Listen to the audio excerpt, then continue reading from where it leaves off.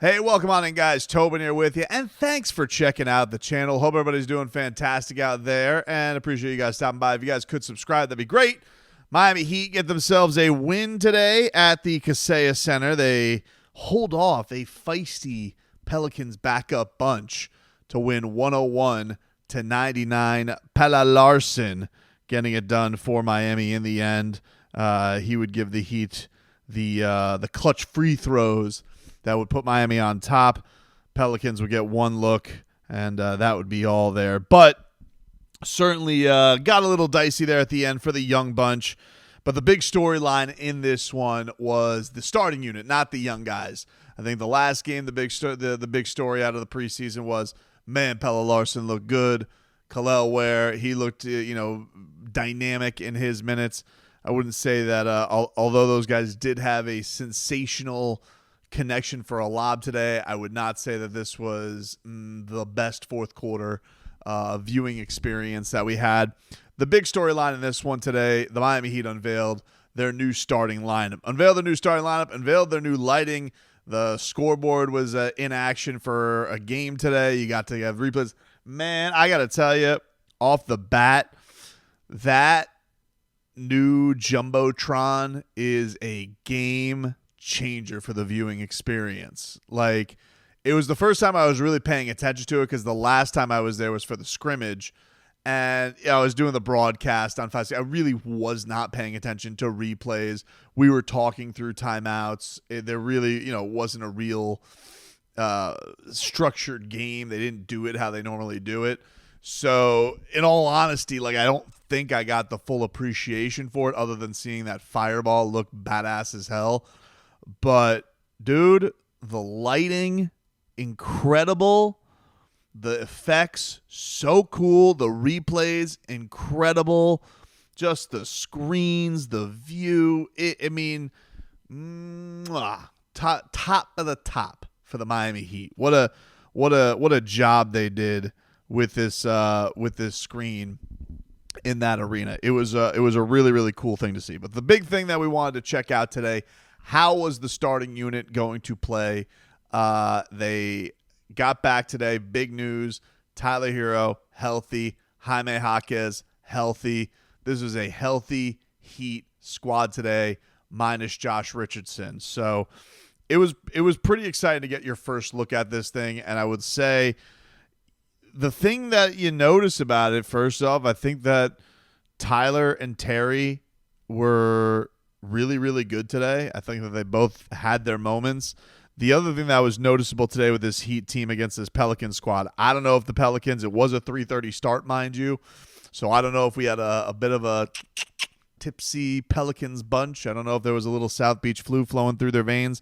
I am unaware of what their schedule was the last time that they were in action, but I think it was a little bit ago. Yeah, they haven't played since October 7th. They, I guess, had a canceled game as well. So they haven't played in a while.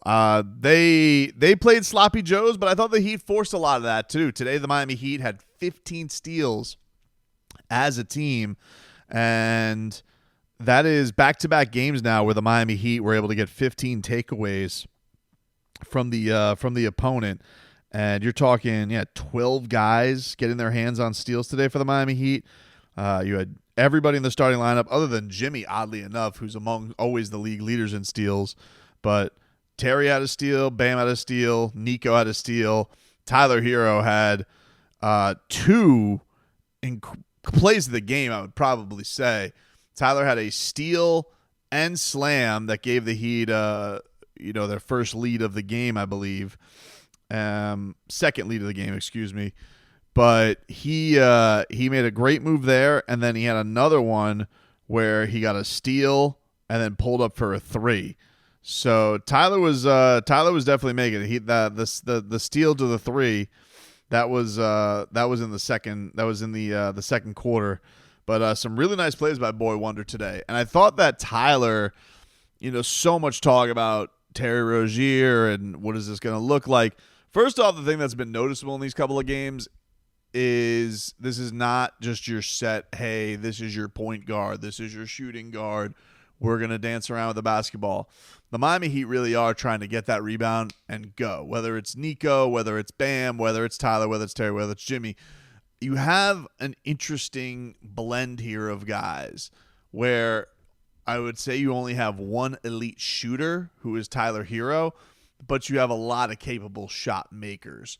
And then on top of that, you have guys who are going to whip the ball around, get themselves open shots. And the thing that was noticeable today was a lot of those attempts went to Nikola Jovic, and Jovic finished 1 of 4. You would have acted like the way that he was acting today, you would have thought Nico was like 1 of 8 because he finally hits one and he's like throwing his hands up to the heavens. But he's very hard on himself. He's very hard on himself on misses, and I think that I think he knows that if anybody's playing for some role, he's definitely I think that Spo has mentioned the 4 guys. And he doesn't mention Nico in that group, though Nico has been, now a steady force with it. And he was mentioning today after the game, he was asked about getting that hit. He goes, I just really got to make those mix because, Bam and Jimmy punish people. Tyler and Terry are going to make things a living hell on people. He's like, but I got to make shots. And this was him after the game on that. You're also a spacer, and you looked awfully frustrated when you missed the first 4 threes you took, and then you finally pump your fist when you made the other one. How important is it for you to make threes and space the floor with your group? I mean, I have to make them. You have Jimmy and Bam who can, punish teams in a pain, and you have Tyler and Terry who are gonna, be what they are and make plays for the others. And I found myself open, almost every time I shot it, and I just have to make it. I'm not sure what happened today. It'll be a lot better for sure. And I just got to make shots because there's not going to be a lot of them, and the ones I get, I have to make them. You love that accountability from a young man. He certainly has very high expectations of himself. He did come out of the gate today. I was loving that. He comes out from the 3-point line, was trying to throw a lob up to Jimmy.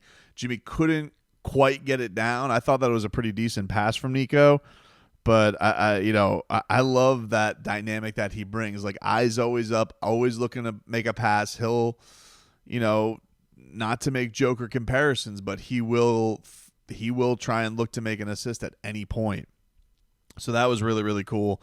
This was, of course, a matchup. You got Zion Williamson out there, who, is obviously a force to take care of, and he led all scorers by the end of the first half in this game, and that was certainly another thing is Nico did get into a little bit of foul trouble today. I think in his 13 minutes he had 4 fouls.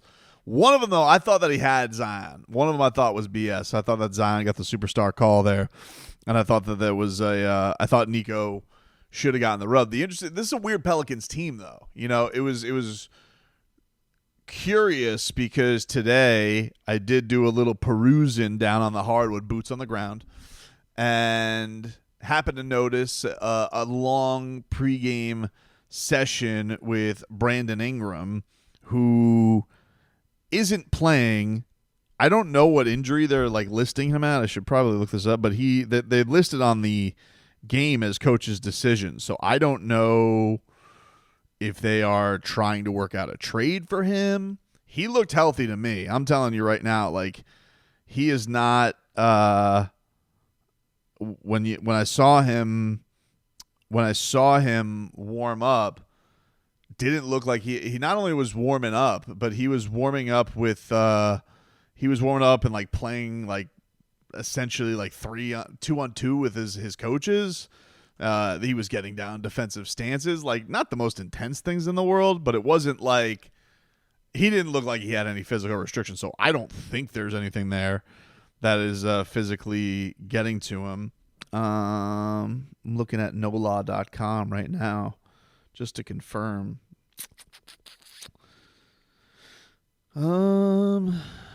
Yeah, I don't think there's anything. Brandon Ingram, missing forwards. Let's see. Murphy is on the mend. Ingram is healthy. Okay, so here's what they write. The Pelicans are missing forwards Trey Murphy and Brandon Ingram. Murphy is on the mend from a right hamstring injury, which could sideline him for a handful of games to start the regular season. Ingram is healthy. Pelicans coach Willie Green says Ingram should suit up in Tuesday's preseason finale. But very weird. it's a weird scenario. It's a weird roster. It's a weird scenario. And it's obviously one the Heat fans going to keep an eye on because Brandon Ingram, Miami Heat, high talent, shot maker. Could that be something that they dabble in if it doesn't work out? Yeah, perhaps. You can't rule it out. I mean, the high talent, the high possibilities are there, but I do think the Heat like the talent on this squad and like what they're bringing to the table. In the second unit that came in today, so here was the big change from the last game. Mind you, Jaime Jaquez was healthy, so we had Jaime out there, and he would come in with the second unit with Duncan Robinson, Haywood Highsmith, Dru Smith, Kevin Love. So Pelle Larsson, we did not get a lot of Swedish swish out there until the second half.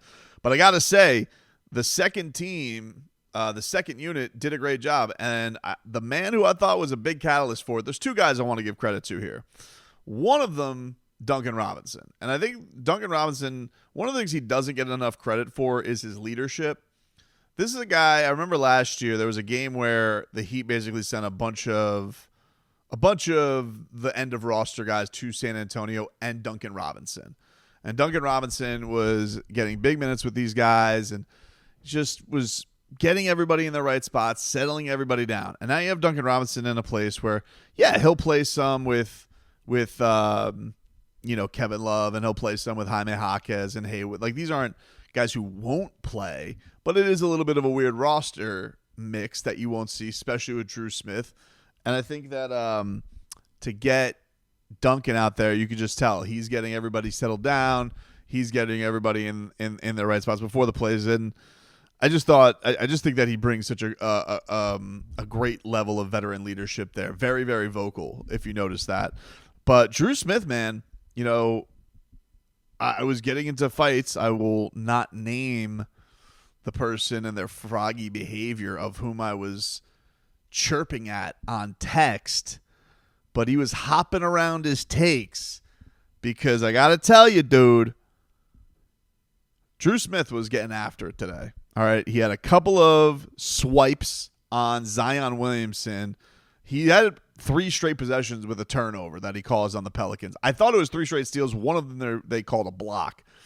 But Dru Smith was tenacious. And those 3 possessions all led to Heat buckets and got the Heat the lead pretty much for the game up until we got to the fourth quarter and it was back and forth affair again. But that was really the turnover. And that was really starting to become the theme of the game. Sure, Tyler had that nice play, but it was guys were diving on the floor, guys were getting all over the place. There was one where Jaime Jaquez was on the wood, and then eventually it was a give and go to Duncan Robinson on the fast break. These guys got after it and put out all effort in this. So really like seeing that. We have definitely, that has been a common theme in the first 2 games, no matter who's out there. This Heat team is trying to be disruptive, trying to make easy offense out of their defense, which is one of the ways that you can up your scoring. If you've been a team that's struggled scoring the rock a little bit, that's certainly something that can definitely be there.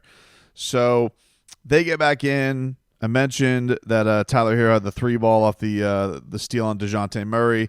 That would be all for Terry, Tyler, Jimmy, Bam, and Nico. All those guys would sit in the second half. So we finished it with the backcourt leading.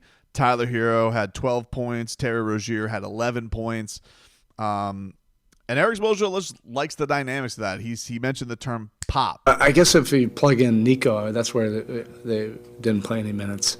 But it wasn't like they played extended minutes, 117 minutes, I think, the 4 of them together. But, yeah, they've come in it with the right intentions, to work at it. And, Terry and Tyler, they looked fast. They make our lineup fast.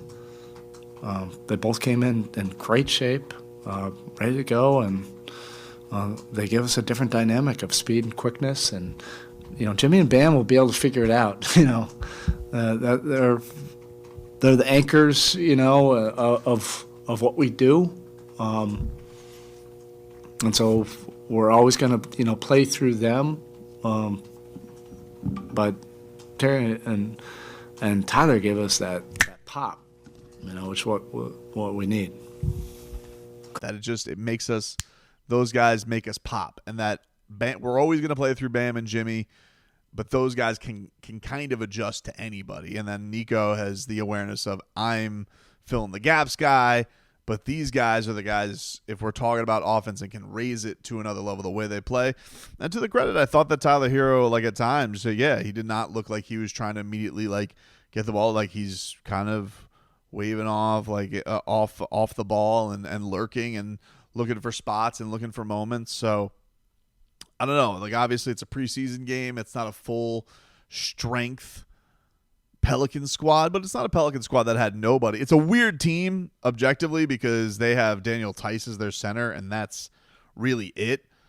But you look at the rest of their roster, you're like, oh, Zion Williamson, good player. Herbert Jones, good player. C.J. McCollum, good player. DeJounte Murray, good player. They have Trey Murphy and they have Brandon Ingram when they are healthy. They're not. But, it was one of those where Miami caused a lot of disruption for this team. They did not make it easy on the Pelicans. They tried to make things uncomfortable. And in the third quarter, this was the time where they brought up a lineup of Thomas Bryant, Duncan Robinson, Dru Smith, Haywood Highsmith, and Jaime. And I would say, Dru Smith and Duncan Robinson really were the catalyst to this. You had a Duncan Robinson steal, got to Dru Smith, that led to a Jaime bucket. That got the Heat up by 15. The Pelicans called timeout. Dru Smith would then hit a 3-ball. Then we had the Jaime play that I was talking about that put the Heat up 20. His fingerprints were all over the game, man. Dru Smith, it just like a sloppy cat burglar, just fingerprints all over the scene. If you would have dusted, you'd been like, oh, here's Dru Smith, here's Dru Smith, here's Dru Smith, because that's just where it was just all over the place. So real credit to him coming off of that knee injury. He looked fantastic. And then we got Pelle Larsson in to the game for Jaime. A little later on, the young guys come in there.